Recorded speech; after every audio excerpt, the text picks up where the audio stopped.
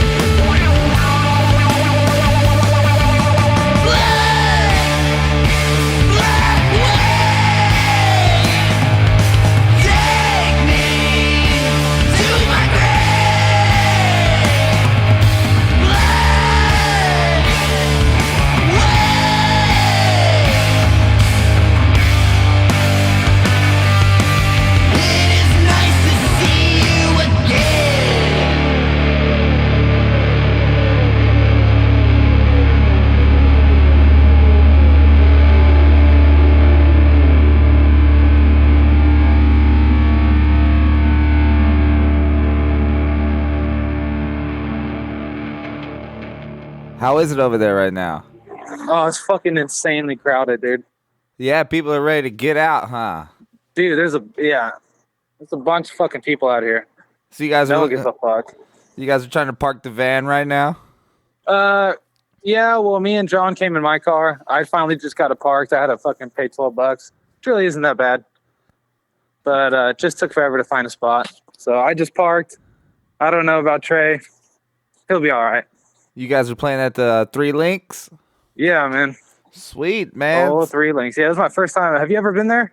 No, I've been to a couple places in Deep Ellum, Trees, and then a few of those other. I might have popped in there, man. You know, it's all a blur sometimes.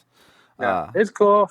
Definitely smaller than I thought, but Dude, Deep It's pretty Ellum. cool. I love Deep Ellum though. That's a sick spot. Yeah, this is like my third time here, Yeah, is and it your third time playing there as well? yeah, Yeah, man. I yeah, I've never really been out any other times. I don't know. No, I've hit it just to go see like Justin play with his band Silo, and then we'll hit the strip and just hit all the little bars, man. It's a lot of fun over there. Yeah, it's kind of like the Sixth Street of Dallas. Absolutely. Hell yeah, man. So Well, what are you up to, man? What have you been up to? How you doing? I am just hanging out. I went up to the desert this morning and shot a bunch of footage to make a new music video. Nice. Yeah, and other than that, I'm just chilling right now, man. I am we released the I released the album on Friday, so um Hell yeah. it's only on Bandcamp right now. It's gonna hit everything else this Friday, so Right on, dude. It's fucking sweet though.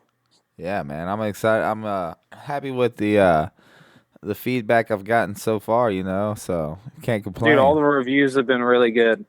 Hell yeah, thank you, man. Thanks for all your support too, man. Oh, dude, no problem, man. I wish I could do more, man, but fuck, got to step away from my phone, dude, for like weeks at a time sometimes, man. Yeah, I noticed that you go out to Colorado, or you were out in Colorado and then you were somewhere else, like fishing and just being with nature and shit, huh? Oh, yeah. Yeah, I fish a lot, man. We came up a day early to this pond on Lindale, man. It's like an hour east of here, east of Dallas. So we went there and fished yesterday. Caught a bunch of fish, man. Had a great time. And I'm always fishing, dude. Yeah. I'm always taking the kayaks out. Caught a big old cat the other day off the river. My buddy caught probably like a 6-pound bass. Now you still live in I'm New always- Braunfels? San Marcos. Oh, okay. Oh yeah. Yeah. But yeah, man, it's fucking sweet though. We like it. You know, the river's right there. Uh-huh. Hell yeah. We've been looking at some land to purchase, but you know, right now, dude, it's pretty Cadillac out there. So you guys have played a few shows now since everything kind of opened back up. How's the attendance been at the shows, and what's it been like? Has it been kind of like weird vibes? Everybody's sort of easing back into it. What can you say about that? There's definitely some, mixed emotions on all of it. As far as turnouts, the turnouts have all been good. But the mask laws, granted, a lot of the venues still require them, but everything's opened up a lot more, and people aren't wearing them everywhere. So there is like some kind of initial shock that people don't want to go out until they get vaccinated, yada yada yada. But I mean, it is what it is, man. People are coming out, and that's the bottom line. But there's definitely some people who are fucking hating on other bands for, playing some smaller venues, I noticed, just because of the whole space issue. We seem to have a culture now of like just hating on people for doing things, Exactly, man. They have the right to feel that way, I support that 100%, man. Whatever. To each their own. Well, but, everybody's tired of fucking sitting inside the house. I know that's for sure. Yeah. Arizona, Hell yeah, they are. Arizona just lifted the mandate too, so you're not required to wear a mask. A lot of places, the signs on the doors have changed from mask required to mask suggested. I noticed that. Oh, yeah. Yeah, so yeah, and it's the same kind of vibe. Half the people just said fuck the mask, and then the other half are still wearing the mask. Yeah, exactly. Now there's like this fucking, as if we're not divided enough. Now there's that shit going on too. So how has it been? It's so cool to be a Texas band, man, because there's 5 or 6 large cities that you could play, and then a ton of little small towns to play in, man. So have you guys been able to use that to your advantage? I've seen just moving around in Texas a little bit. When was your last show? Our last show was, I think, last week or the week before that. At the Tower? No, that was 3 weeks ago. Oh, nice. The last one was in Austin at the Far Out Lounge. And then a week before that, we had the Tower show. Sweet, man. which was it was cool, man. It was definitely different. A lot of people were happy. That's it, and that shit sold out in like 10 minutes. I heard that you guys got shut down for being too loud or something. Yeah, yeah. We're pretty fucking loud, dude. Damn. But it was the first time that they'd really thrown a big rock show there. Mm-hmm. So now we know, just like we're gonna have to do it like 2 hours earlier, which is kind of cool because the tower is really tall. So doing it around sunset would probably be pretty badass, anyways. Now, But it was cool, man. You could like go out, take a staircase, and go to the top, and it was fucking 190 feet. It was up there, brother. were you guys playing like you were up in the air when you were playing, huh? Yeah, yeah. There's like this mine shaft, sketchy ass elevator that we were going up and down, and just fucking hauled gear like that, man. Wow, that's And then awesome. it was pretty cool, dude. It really was pretty cool. It's So, like a little fucking UFO up there. All the crazy lights and shit. oh, congratulations, by the way, on signing with Blasko and Ripple Music, bro. Oh, thank you. I don't think I've talked to Yeah. you, besides messages and stuff since then. But yeah, Yeah, that's yeah, amazing. man. How's that been for you, man? What's it like? How's that feel? It's it's pretty cool, I mean, naturally having anyone and want to invest their time into your band is a cool thing. I mean, he could be doing 100 different things right now. So helping us out and kind of being there for us is, I don't know, man. It's kind of just surreal. He's just doing it just to support the scene, which is kind of cool. And have we're getting like the album artwork together, and it's really great having someone experienced in like the music scene, and then he manages like Clutch and High on Fire, so he's got a whole nother perspective that we just don't have. So to have him be able to throw his inputs our way, it really helps a lot. You tend to get like tunnel vision sometimes when when it's just you and the guys you're working with, and it's like just us three. It's always nice to have that outer opinion sometimes, Yeah, I think even if you don't take it. It's just good to have an outside perspective. for sure. I think you guys are. You stood out because you were putting out great content in the middle of a pandemic when not a lot of people were doing things. Yeah, How did they yeah. how did they reach out to you, man? How did that happen? Uh, it was. I can't remember. We had kind of been talking back and forth with Todd, here and there, sending him some stuff, and because he's just, I don't know, he's a pretty cool guy, so he just responds, and just kind of told us what we needed to do. I think like a year ago or some shit, or what we were lacking, and then we just spent the past year working on all that stuff. So we had constantly kind of been in contact with him, and so there was, I wouldn't say a past relationship there, but he definitely knew of us for a while. And I think watching us grow and all that, all the other shit with the fucking content was a big deal. And then dropping the singles, and the PR work was a big deal too. So I think all that shit just coming together, and then us being in contact, it was kind of inevitable.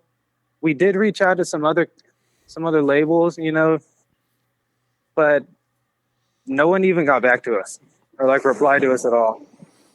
So that's kind of whack. Wow. I mean, you guys obviously do a great job with your marketing and your social media content, and the songs are great. I think you guys made all the right moves, man. You got great content, you got great songs. They sound great too. The production is amazing over there. Man, yeah. Scary American recordings. Yeah, Charles is the shit, you Yeah, know? he's like probably the most hands-on producer I've seen as far as my breadth of work. I was down there with you guys to see some of the progress you guys were doing, man. I got to be in there with you guys, which thank you by the way for having me there as well. Dude, you saved the day, man. We're glad you came. That was a great time, man. It was a great night. Oh yeah, absolutely, But, dude. I don't you know, that night. Well, I had a lot of fun. I had too much fun, man. we all had a little bit too much fun, man. I'm But looking yeah, it forward to was, seeing you guys in May in Texarkana. dude. It's gonna, man, with Warlung, that's gonna be a fucking banger of a night, dude. Oh yeah, it's gonna be a good time. Let's talk about real quick while we were talking about Scary American and Charles and everything. What was it like working with him? Because he seems like pretty hands on, like I said, like a producer, you know. And most people I've worked with are just engineers. They don't Yeah, really they don't really have much input on the process. But he seemed to be right along with you every step of the way. What was that like? uh, man, I don't even know where to start with Charles. I mean, the energy there, just the vibe. You know, he's a super laid back guy. You know, the whole experience was pretty enjoyable. Anytime we get stressed out, you know, he would, you know, have us take a break, and he just, you could tell his experience came through, and just him doing his job. And he knew, you know, when bands needed to take a break. He knew what. I don't even know how to explain it. I feel like an idiot right now because I'm trying to think of the words. So he But knew like good team management, man, almost like a football yeah, coach or something. without even stepping in though, he was just kind of off to the sideline, and he just like kind of throw little ideas out there, Right. like real subtly, you know. And then it's like, well, shit, Charles, that's a really good fucking idea.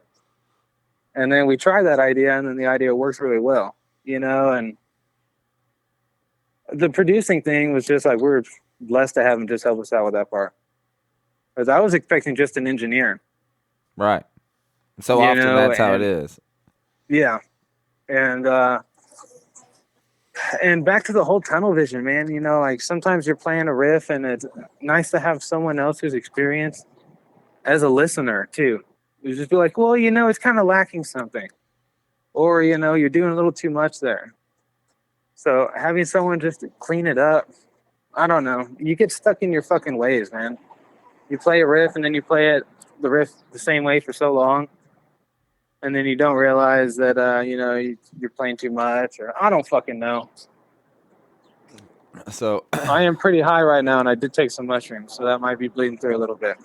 awesome. I'm doing it right, But doing it right. Who are you guys playing with tonight up there? we're playing with Smoky Mirror. Okay. All right. Pretty cool. It's like fucking just sick ass jam band, rock and roll. Are they in Dallas? Dallas based Yeah, band? they're up here, and the fucking one of the guys, Mario, man, he plays guitar and sings, but he also fucking plays drums. And dude, the dude fucking shreds.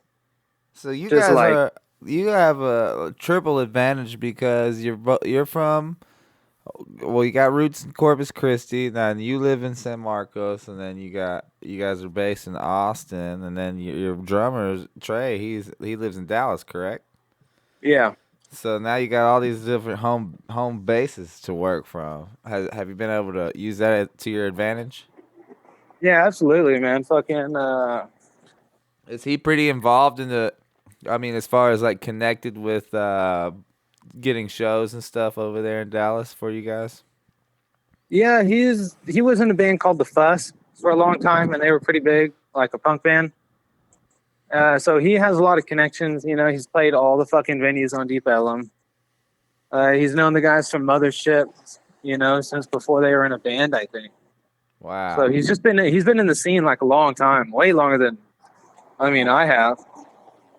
You know, so he definitely has a lot of connections, man. He knows a lot of the venues. I think He that knows helps what for you venues guys. to play, and he knows what like venues maybe we shouldn't play. You know. I think that goes right along with why you guys are having so much success right now is because he shares the enthusiasm. All three of you guys are so enthusiastic about the whole process, and it really shines through. And that's what people are attracted to. You know, a lot of Yeah, times man. you're in a band, and it's like maybe one or two guys out of the three or four or five really are enthusiastic about it, and the other guys are just kind of there to party or something. You know. Yeah, that's when you got to get rid of those guys. Yeah. So to It sucks to say, you know, but everyone needs to be on the same page. for you guys to be a triple threat with two different home bases in Austin and Dallas, as well as all the South Texas connections. I mean, and to have all the enthusiasm that you have together as a team. It's just the perfect mixture. You know, I can see why Blasko and Ripple grabbed you up. So you were in contact with Todd. How did Blasko come into the mix? John is the main point of contact with those guys. I just kind of shadow emails, so I stay in the loop of everything. But if my calculations are correct, Todd gave us Blasko's email or some shit like that. And then kind of told us what Blasko was going to be doing and that they were partnering up. So we just gave us his email, man. We started chit-chatting.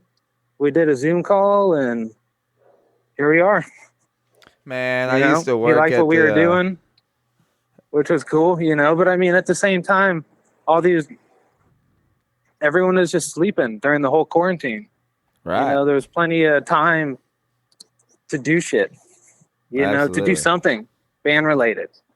A lot of people just slept on it, man, instead of taking advantage of the time and really trying to progress.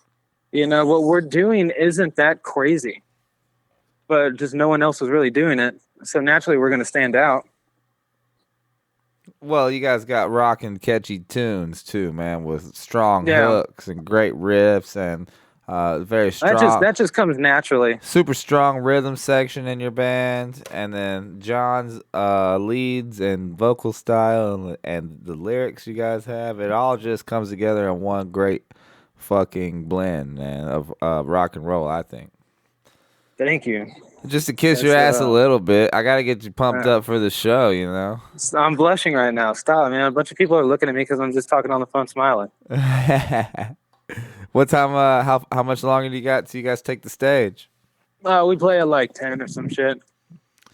Nice. Man. So we got a while, man. Oh, I was gonna say I worked at Concrete Street down there, the amphitheater in Corpus Christi. Oh yeah. I set up a show for Black Label Society when they came through with Judas Priest, and I was a stagehand for that show. I mean, that day was just full of craziness because I couldn't believe I was there on the stage. But I watched Black Label from the side of the stage, and I remember seeing Blasko, and this was fucking 10 years ago now.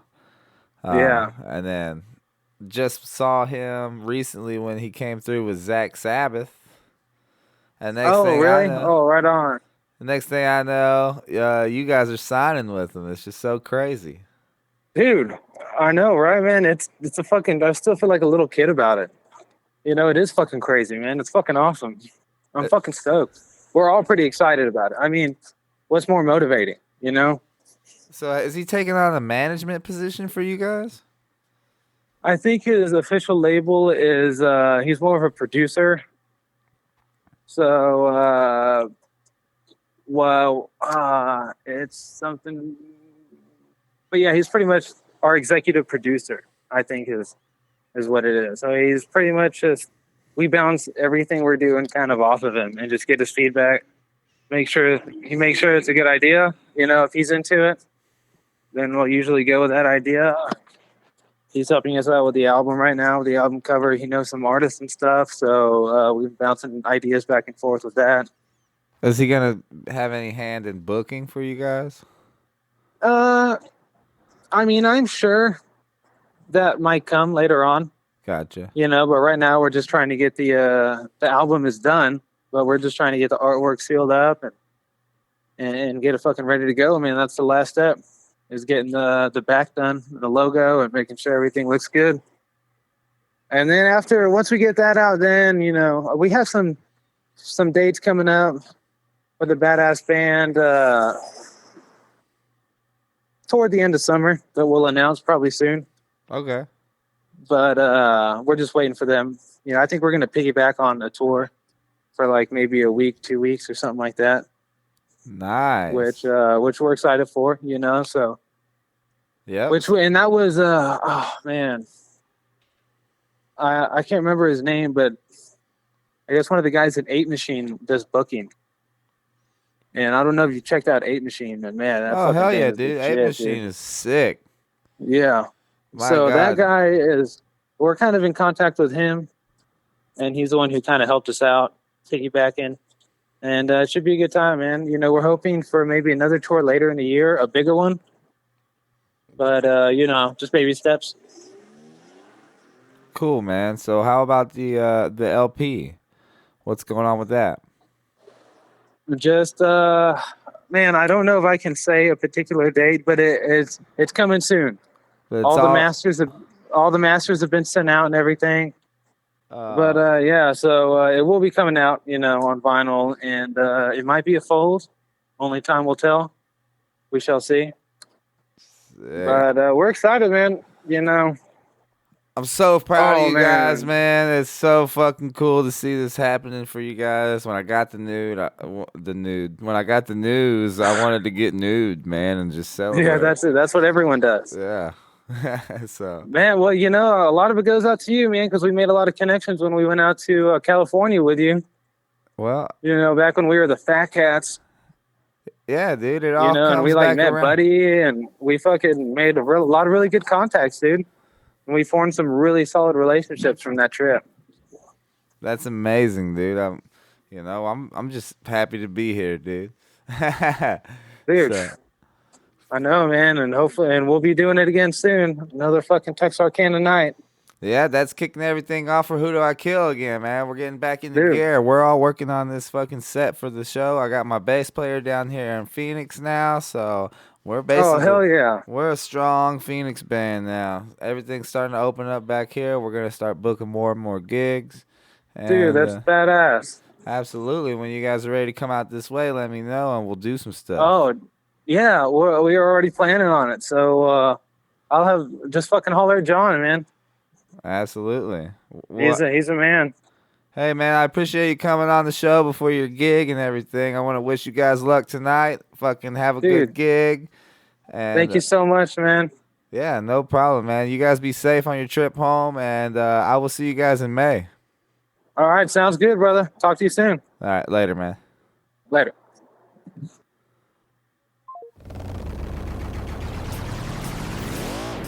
The easiest way to get into the meditative state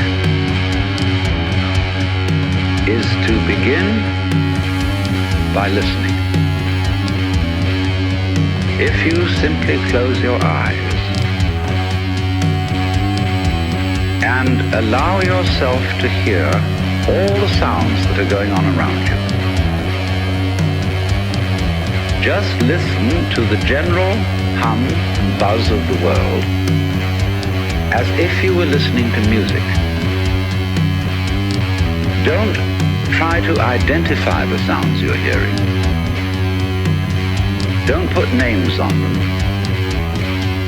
Simply allow them to play with your eardrums.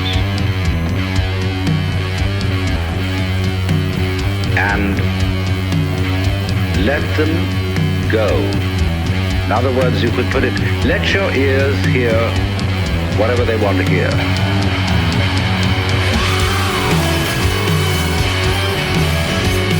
There are no, as it were, proper sounds or improper sounds. It doesn't matter if somebody coughs or sneezes or drops something. It's all just sound. And if I am talking to you right now and you're doing this, I want you to listen to the sound of my voice just as if it were noise. Don't try to make any sense out of what I'm saying, because your brain will take care of that automatically. You don't have to try to understand anything. Just listen to the sound.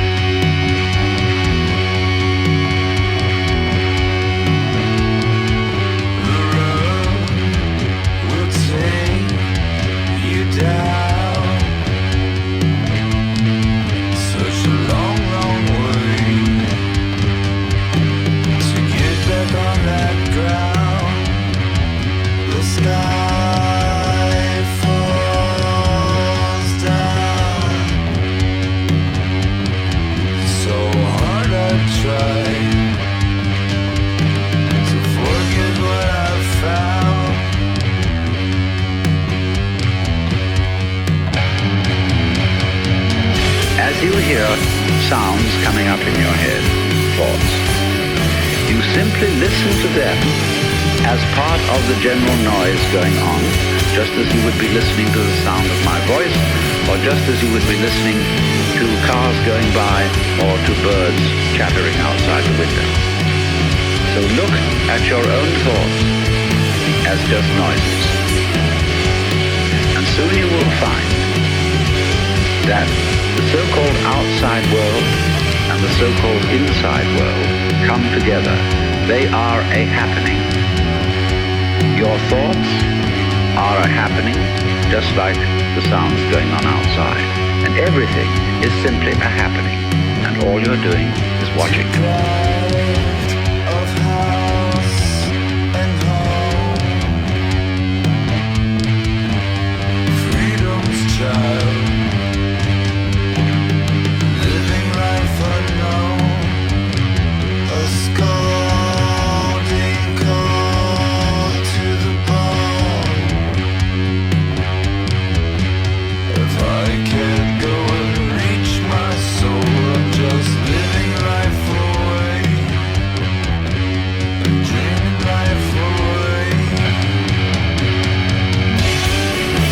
And notice a curious thing about this.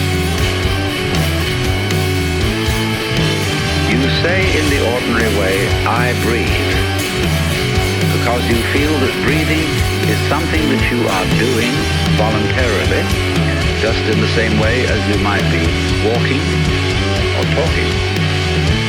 But you will also notice that when you are not thinking about breathing, your breathing goes on just the same.